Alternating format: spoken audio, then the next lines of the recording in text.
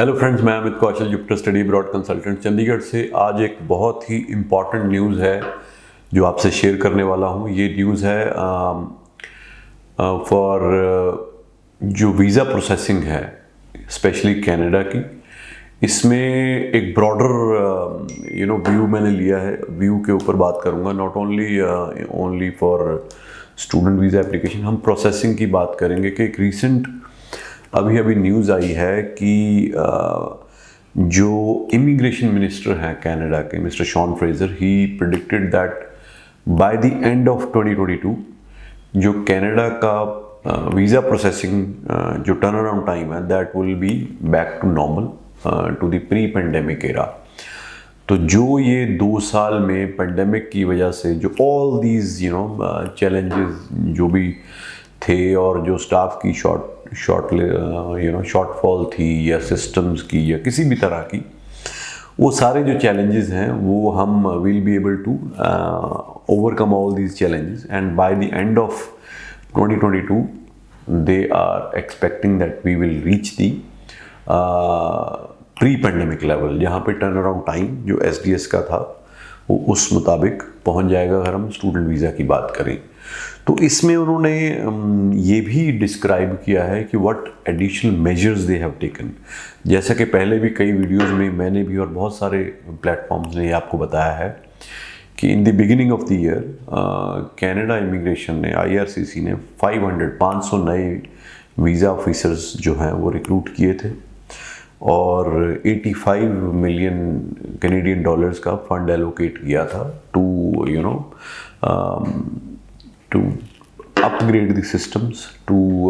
streamline the system so that जो visa processing है वो फास्ट हो जाए। और उससे कुछ फ़र्क पड़ा भी था, बट अब एडिशनल 385 मिलियन कैनेडियन डॉलर्स अभी रिसेंटली उन्होंने दोबारा, जो अभी बजट, फेडरल बजट अभी हुआ है उसके बाद रिसेंटली 385 मिलियन डॉलर्स इन्होंने एलोकेट किए हैं specially for the IRCC visa processing की जो सिस्टम है उसको और रोबोस्ट बनाने के लिए, उसको और स्ट्रीमलाइन करने के लिए। और यही वो मेजर्स हैं जिनकी वजह से जो वहाँ के इमिग्रेशन मिनिस्टर हैं उनके वो भी ये कह रहे हैं कि by the end of this calendar year, which is December 2022, we are expecting that the turn around time in processing the visa application will be back to normal. और ये एक इस टाइम पे कनाडा में एक बोन ऑफ कंटेंशन बना हुआ है, because now the prime minister himself has taken the cognizance and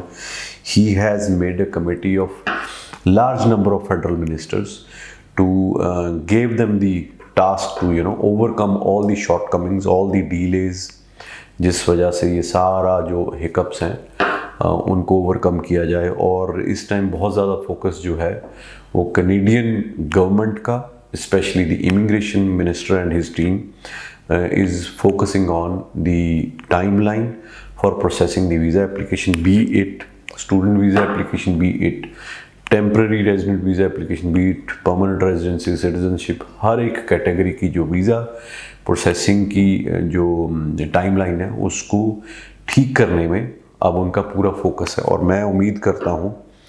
by the end of the year, जब जनवरी इनटेक की एप्लीकेशंस की प्रोसेसिंग हो रही होगी, तो बहुत टाइम पे, और ये जो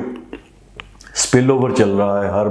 इनटेक का कि जनवरी के लिए लगाएंगे, डिसीजन नहीं आया तो मई में कर लो, मई में नहीं आया तो सितंबर में कर लो, तो ये जो साइकिल है, ये जो विशियस साइकिल है, वो कहीं ना कहीं उम्मीद है कि इस साल के एंड में जाके ख़त्म होगा। और जो ये एक तरह से पैनिक, एंजाइटी और loss of money and wastage of time, इसके ऊपर भी कहीं ना कहीं एक रोक लगेगी। और उन्होंने ये भी मेंशन किया है कि 2022 में 22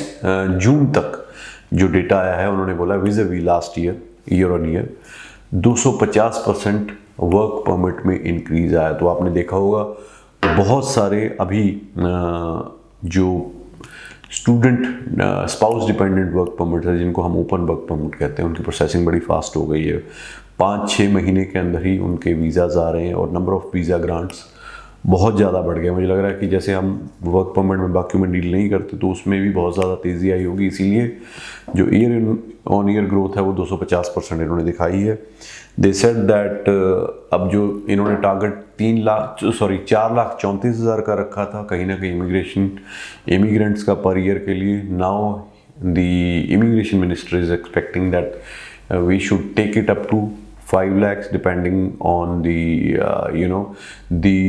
shortfall of skilled or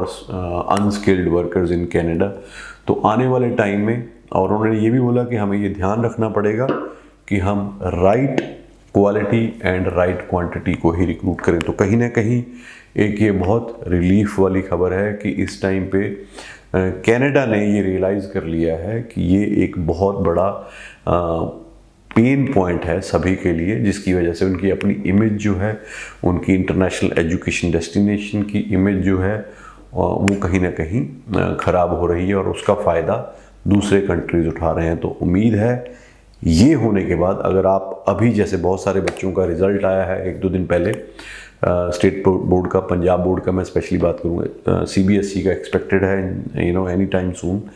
तो ऑब्वियसली वो बच्चे जो हैं वो जनवरी या मई 2023 इनटेक के लिए अप्लाई करेंगे अगर कनाडा में वो जाना चाहते हैं। तो by the time they will apply, I think this lot will be much luckier than the lot which came out after the Tier 12 exam इन 2022 या 2020 और 2021 वालों से।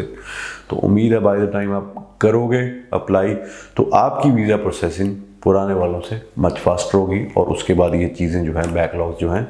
वो गॉड विलिंगली ख़त्म हो जाएगा। उम्मीद है ये वीडियो पसंद आई होगी, इसको शेयर ज़रूर करिए ताकि मैक्सिमम लोगों तक पहुंच सके और एक राहत की सांस मिले। Thank you so much.